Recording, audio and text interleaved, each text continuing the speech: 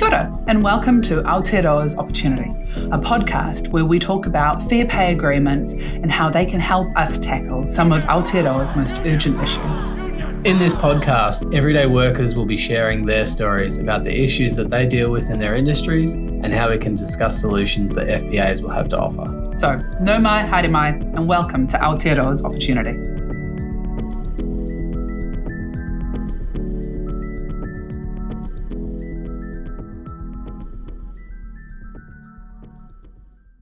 You've got quite an impressive union career here, Marianne, from being a delegate in your site to getting on your local committees and then being a rank and file union president and being on your national executives and getting some big wins like the care and support, which I believe was $2.4 billion was the value of the settlement, which is... for 65,000 workers, yeah. That's a big lot of workforce, eh? Yep. One thing I have found about the union is they've been very, very supportive. It's about having a voice and actually being able to make a difference. And it makes you feel great when you sit back and you think, hey, I did that. And I helped do that. I was part of the committee that helped do that. And it's great for young people to be involved in things like that as well. Like Christine Bartlett, she must buzz doing that one thing by stepping up as a delegate and an aged care worker and winning such good conditions for over 65,000 workers. How many people can actually attest to doing something like that? And I was proud to be part of it.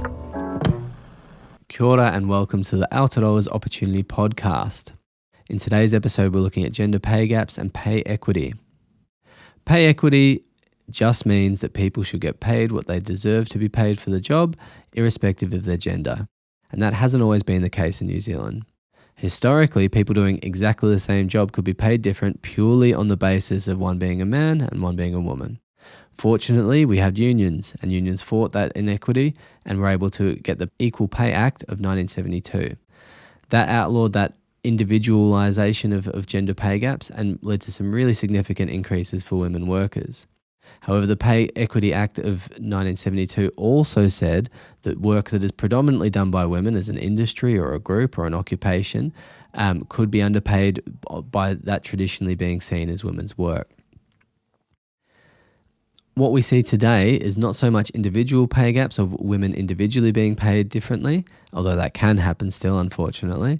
What we see a lot more of is sector-wide gender pay gaps, where we see roles that are traditionally seen as women's work, such as care and support work for women working in, women and men working in aged care or in our healthcare systems, where that's traditionally overwhelmingly done by women. Those roles tend to be paid significantly less than other comparable roles that are traditionally done by men. Unions are still active on this issue.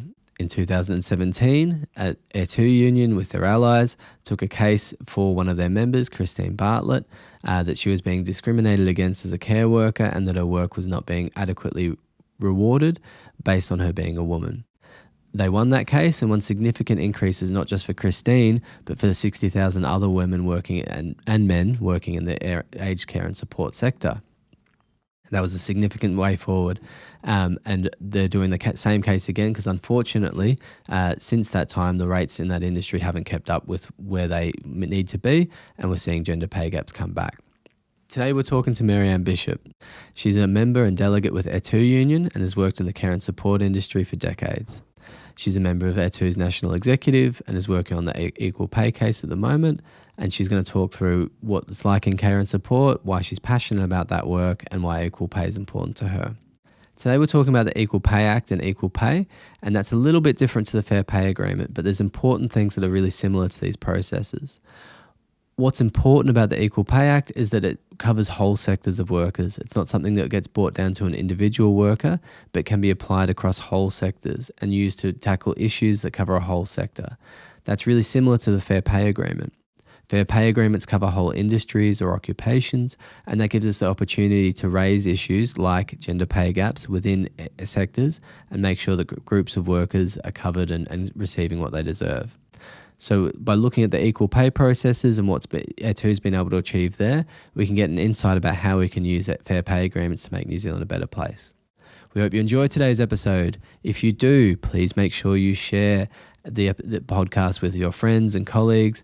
Leave us a positive review. Make sure you get the word out. Thanks again to Marianne for being on, and thank you for listening. Hi, Marianne. How are you? Hi, it's good to meet you. Yeah, thank you for coming in. Can you tell us about when you started working in aged care and what the industry was like? Yeah, I've had various roles in aged care. When I first left school, college, my first full-time job was in a private hospital, and that was hospital level care because back then you didn't have rest homes and that, people were looked after at home. And I worked alongside a nurse all the time I worked, and she was very experienced, and it was a great experience. So that gave me a love for caring for the elderly, because it was caring for the elderly then in rest home, in hospital level care. After that, I looked after people in a public hospital, because a lot of the hospital level care people stayed in public hospitals back then. And I did that for about 5 years, and this was in the early to late 70s. And one thing I don't remember about those days is that I don't remember us having moving and lifting equipment for people. We did everything manually. So that's what the sector was like way back then. In 1997, I started working in a rest home in Wellington because I moved down to Wellington. This was a private one-off facility. It wasn't part of a big company, and it was very homely. I quite liked working there. I became a delegate not long after I joined the union. One thing I remember from way back then is there wasn't a lot of full-time carers. They were mainly part-time carers because obviously they had children and that, and they would, if they did a morning shift, they would only work till 1:30 or something so they could go and pick their kids up and things like that. Wages were pretty low, and you were always keen to do extra shifts if extra shifts became available because of that.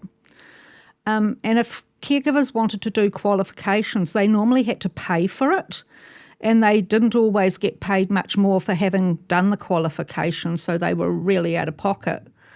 Some aged care companies had their own training, and the trouble with that was it wasn't transportable if they actually left and went to a different company. Residents' cares in the rest home were a lot less complicated than they are now, and we were only a rest home then. After a while, less residents started coming in because people were being cared more for in their own home, and people that were wanting care were basically hospital level care. So the facility I worked in got a licence to provide hospital level care, and then things had to change a little bit because we had to get more equipment, we had to get more staff and things like that, and you needed a bit more training because you were looking after a different level of care residents. So that's what I remember from my background. I have worked in home support before as well, and I have worked in disability.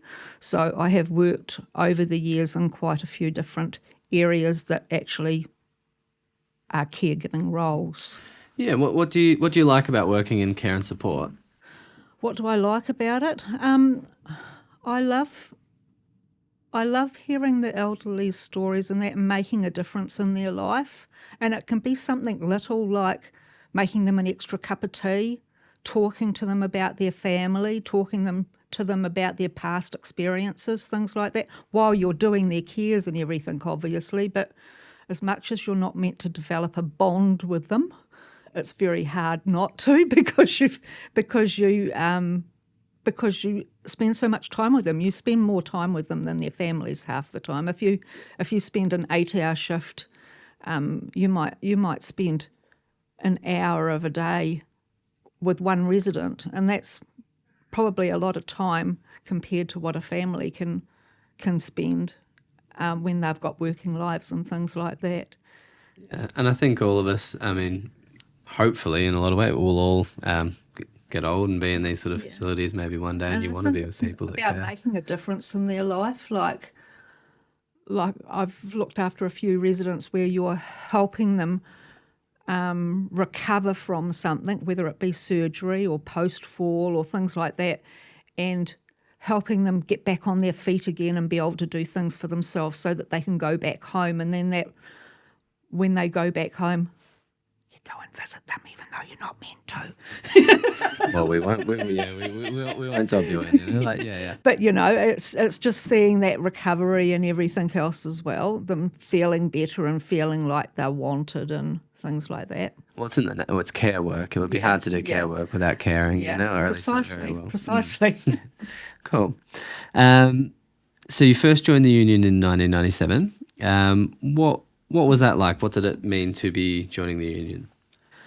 It meant a lot to me because I had only worked there a very short time, and I could see that a lot of the changes because the person I worked with was the delegate most of the time, and the stories she told me, I could see the difference that the union made in a workplace by bargaining, etc. Because one of the first things I remember her telling me was the employer wanting to take so many things out of the contract they had and how they had to fight really hard to keep them in the contract. Just simple things like tea and coffee. What sort of workplace doesn't have a tea and coffee? Just having to fight for little things like that. So without having the collective voice and people sticking up for their rights, it would be very easy to have no rights at work. So it was just that collective voice and trying to make a workplace a better place for the staff and the residents, a safer working place. I think it was important.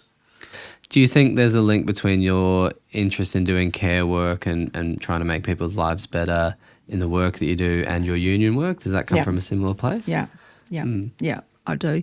Yeah. I think it's because you care about people, full stop, that you get more involved in the union.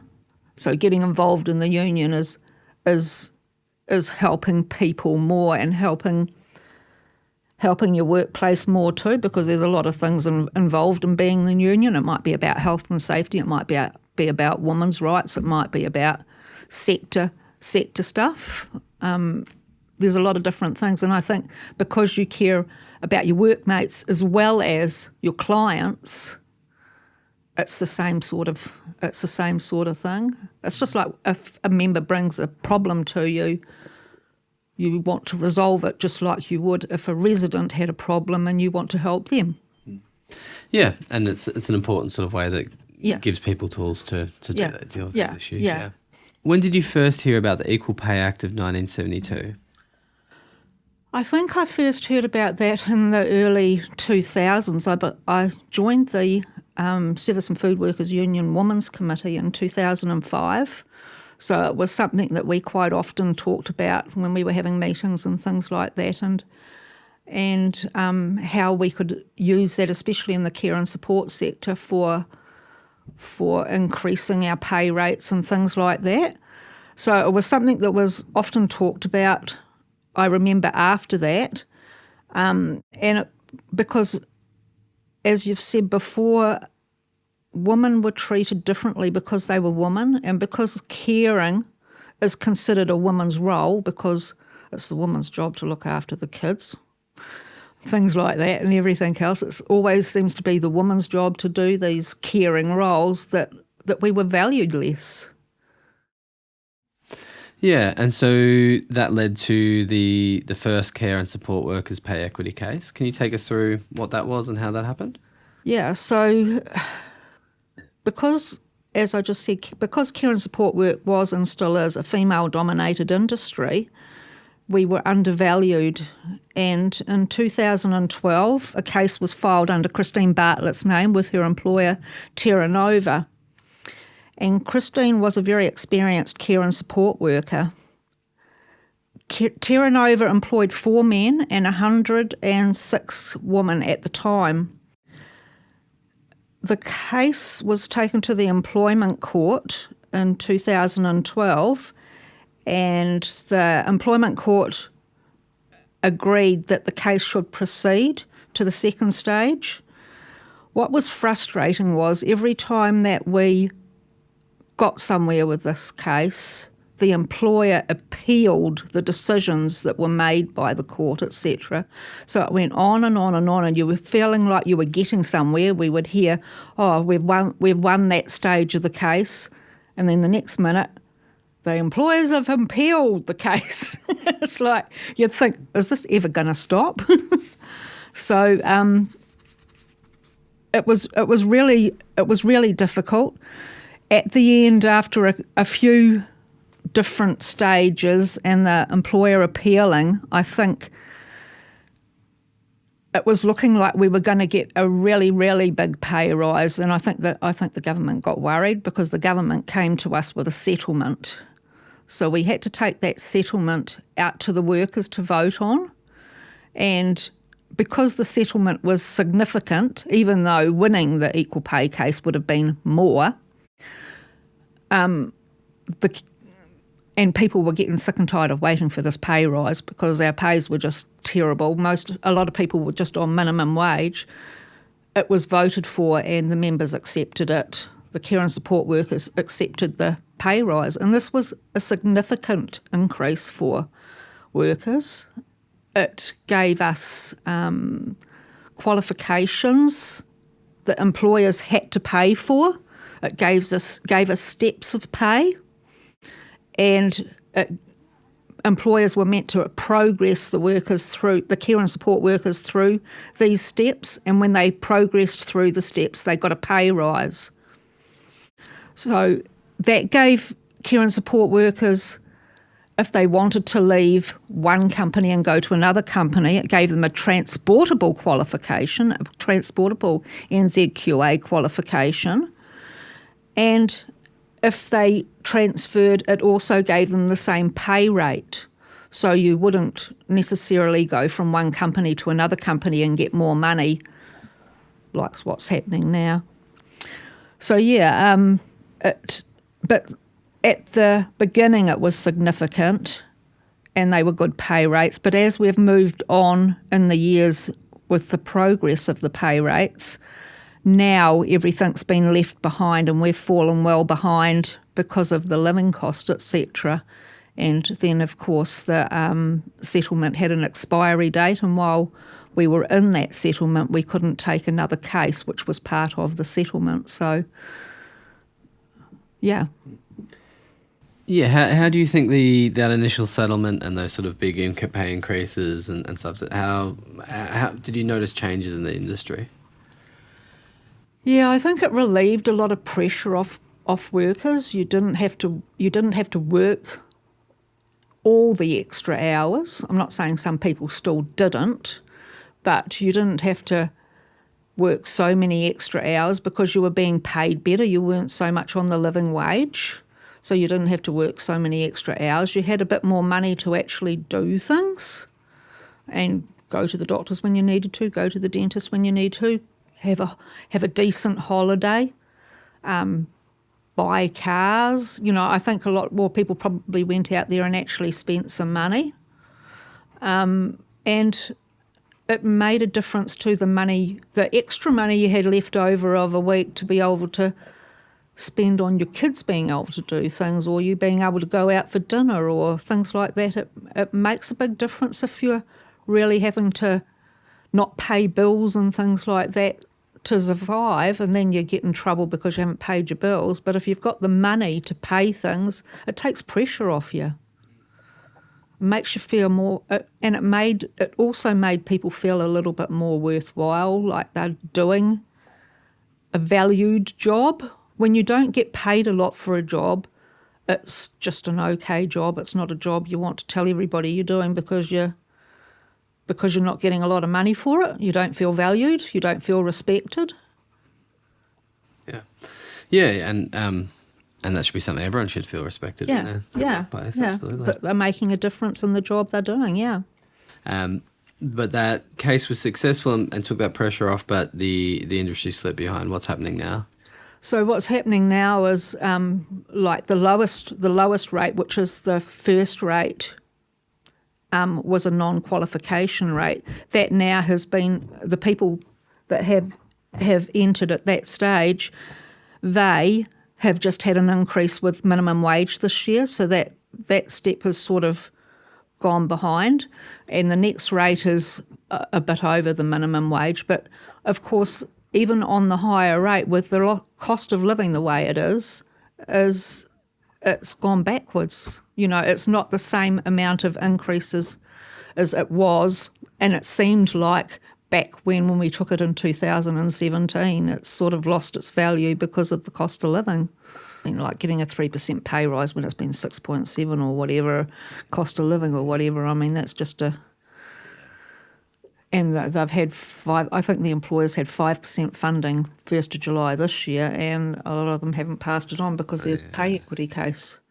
And some of them have passed on 3%, but not all of them have passed it on because they're not told to pass it on. It's not earmarked. Well, it's like, if you don't earmark it, then it goes to other things, I remember during I think it was before we had the equal pay case, we fought and we were going to get a $1 pay rise.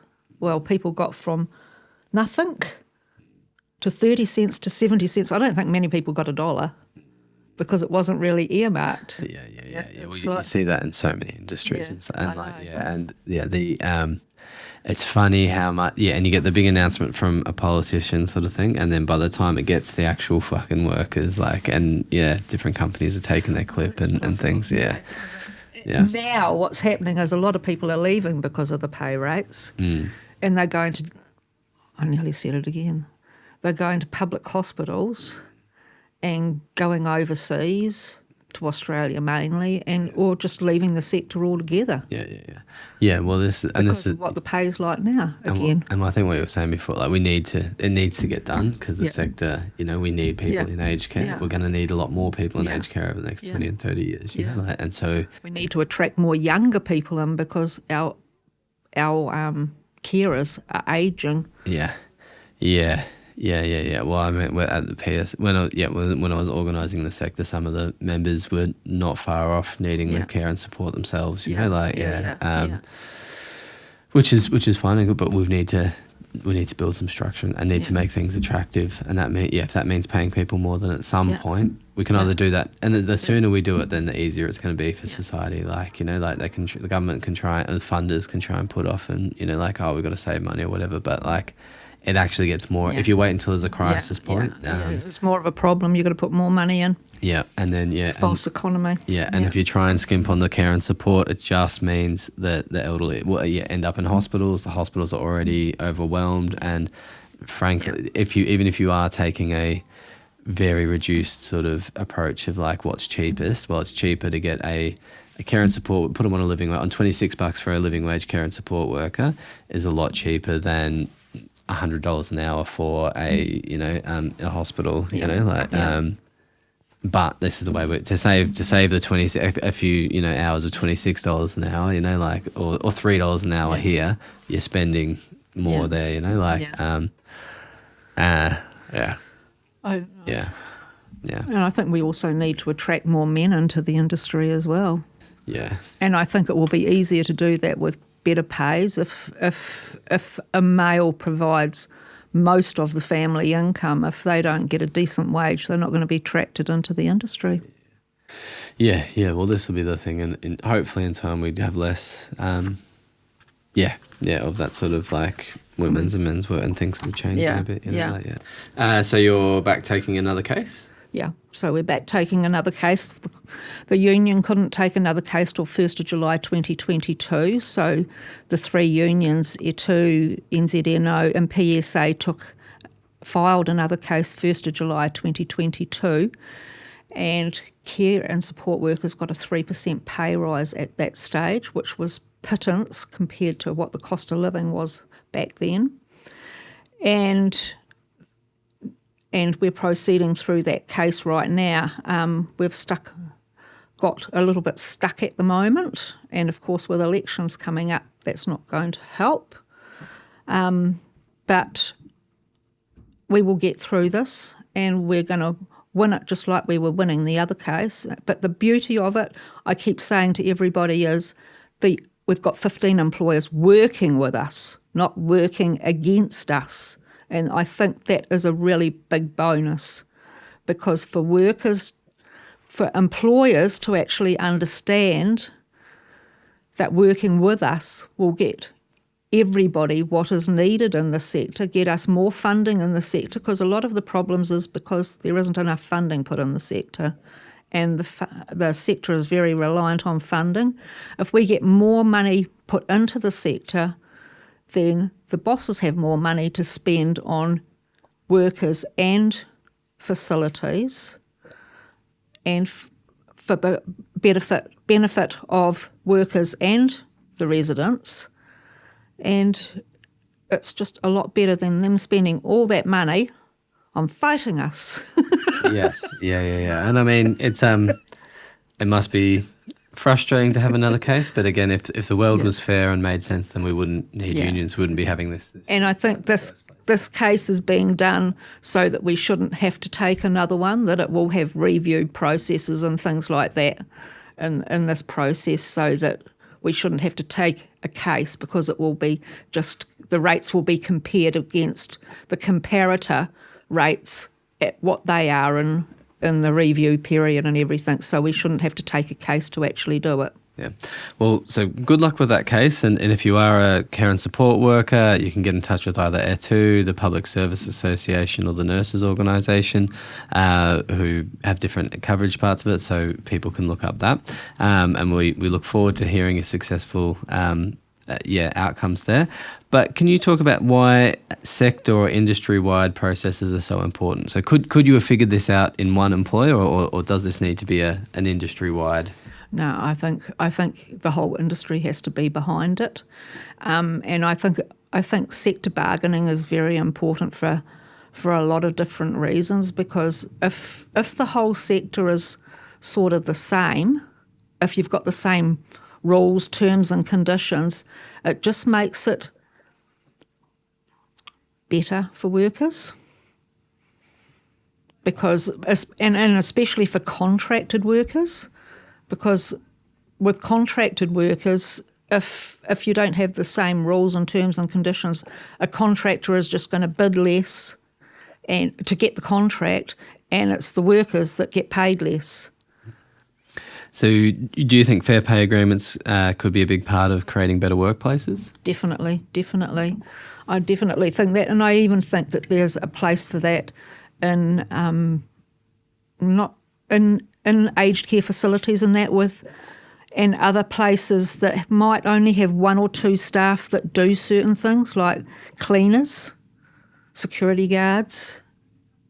What was the other one I thought of? Kitchen hands, things like that. You might only have one or two of them in a facility, and because they don't have the same voice in one facility, they mightn't get the same pay rises, but in a whole sector, they will get better terms and conditions right across. Definitely, we hope so. Well, thanks a lot, Marianne, and we look forward to hearing about the case and as it progresses. But what can people who listen to this and want to try and help the movement, what can people do to try and help? At the moment, there's a open letter that the unions are jointly putting out to call on the funders to progress this. I did have a copy of it, but they're just adjusting it again because there's meant to be some decision coming out today. So the unions should have that on their website and everything. Absolutely, and we'll put a link to that in the notes to this, so anyone who's listening or watching this can just check on the notes and get a link to that. And that has a lot of information about the settlement and everything as well. And I think we have to value the people that look after our vulnerable. We've got an ageing population, so there's going to be a lot more people that need care. When they come into care now, they need a lot more care because they have a lot more different conditions and things like that. And it's not feasible quite often for family to be able to look after people at home, because everybody's got to work these days for a living. And we need to care for our carers as well. Yeah, we do. If we don't care for them, there's not going to be anybody to look after the people, and then what's going to happen to them? We're going to have to go back to the way of having them in public hospitals looking after them, and then there aren't going to be enough public hospitals for that. No. Cool. Well, thanks a lot, Marianne. That's my question. Is there anything else you wanted to add or to say? Or No, I just want to really congratulate the employers for working with us. I really think that really blows me away, and I think it's really, really important that we work together in this, especially in this sector, for the benefit of our residents, because they're in it hopefully because they want to care about these residents and supply good care to these residents. And I think it's important that we work together to ensure that we get enough funding to do that. And to the funders, make sure you cough up some money. We'll make sure we get that bit in. Yeah. I just thought about that. We haven't got this on this thing. We may or may not have it in, but just wanted to, because you've got quite an impressive union career here, Marianne. You know, from being a delegate in your site to getting on your local committees, and then being a rank and file union president and being on your national executives, and getting some big wins like the care and support, which I believe was $2.4 billion was the value of the settlement, which is for 65,000 workers. That's a big lot of workforce, eh? Yeah. What if there was one thing where also getting this podcast to a lot of workers in hospitality or in supermarkets, which are very young workforces, and a lot of people coming into contact with unions for the first time. If someone's listening to this, they're in the hospo fair pay agreement, they're 19, they're working in a bar, they're interested in union stuff, what's the one piece of advice you'd give them about getting in on a union or your union experience? Yeah. One thing I have found about the union is they've been very, very supportive, and I have learnt so much, and I use that in my community and everything as well. Once you learn something and you learn how to be active in something, it really gives you a voice. It's about having a voice and actually being able to make a difference. And it makes you feel great when you sit back and you think, hey, I did that and I helped do that. I was part of the committee that helped do that. And it's great for young people to be involved in things like that as well. My husband and I go to, this isn't about care and support, but my husband and I go to this thing that it's an award for school children and primary school children. And it blows you away thinking about primary school children getting these awards for something that they've done at school. And it might be supporting somebody that is really down or something like that, you know. To recognise and acknowledge children for that sort of behaviour is going to stand them good stead in their working life and everything else. We should always recognise the work that people do, and I think unions do a lot of really, really good work, but it's the workers that do most of the work. The union supports the workers do the work, and that's what's important about it, and it gives them what's the word I want? It gives them the knowledge and the love of themselves for doing something great that's benefited a lot of other people. Like Christine Bartlett, she must buzz doing that one thing by stepping up as a delegate and an aged care worker and winning such good conditions for over 65,000 workers. How many people can actually attest to doing something like that? And I was proud to be part of it. Yeah, and you should be. And we're very honoured to have you on. So thank you very much, Marianne. Thank you for your work as a unionist. Thank you for your work as a aged care worker. And thank you for your time today. Thank you. All right. Cool. Go well, everyone. Join a union.